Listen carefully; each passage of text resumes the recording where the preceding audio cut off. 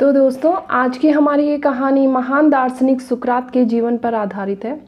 सुकरात का जन्म एथेंस यूनान के सीमांत प्रांत के एक गांव में हुआ था।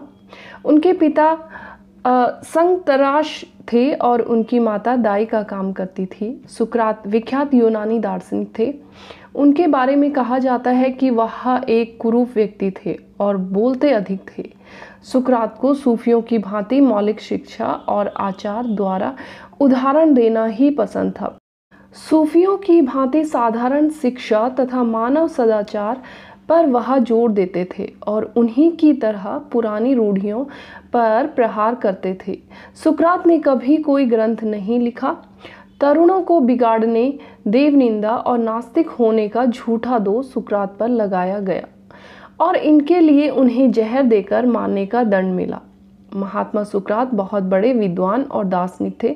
सारा यूनान उनका आदर करता था, परंतु उनकी धर्मपत्नी हर समय उनसे लड़ती रहती। जैसे मीठा बोलना उन्होंने सीखा ही नहीं था। जब सुकरात घर पर मौन बैठते तो वह चिल्लाना आरंभ कर देती। हर समय चुप ही बैठे रहते थे। जब वे कोई पुस्तक पढ़ते तो भी चिल्लाती, आग लगे इन पुस्तकों को, इन्हीं के साथ विवाह कर लेना था। एक दिन जब सुकरात घर आए तो पत्नी ने बकना झकना आरंभ कर दिया। सुकरात के कुछ विद्यार्थी और भक्त भी उनके साथ थे। मगर सुकरात मौन बैठे रहे। जब पत्नी ने उन्हें मौन देखा तो उनके क्रोध का पारा अधिक चढ़ गया। वह ऊंची आवाज में बोलने लगी। सुकरात फिर भी चुपचाप बैठे रहे। तब पत्नी ने क्रोध से पागल होकर मकान के बाहर पड़ा गंदा कीचड़ एक बर्तन में भरकर सुकरात के सर पर डाल दिया। सुकरात ने हंसकर कहा, देवी, कहावत है कि गरजने वाले बरसते नहीं, लेकिन आज देखा कि जो गरजता है वह बरसता भी है। सुकरात हंसते रहे, परंतु उनके एक विद्यार्थी को क्रोध आ गया।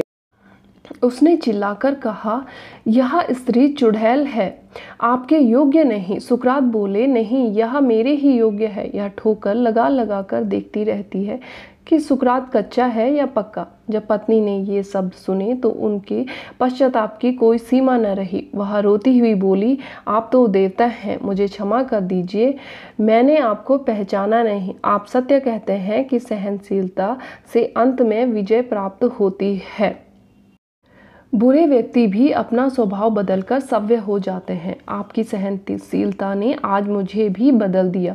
यह सुनकर सुकरात ने अपनी पत्नी को मुस्कुराते हुए देखा और उन्हें माफ़ कर दिया। तो दोस्तों, ये कहानी आपको कैसी लगी मुझे कमेंट करके ज़रूर बताइए, और कहानी पसंद आई हो तो इसे लाइक, कमेंट और सब्सक्राइब करना ना भूलें। धन्यवाद।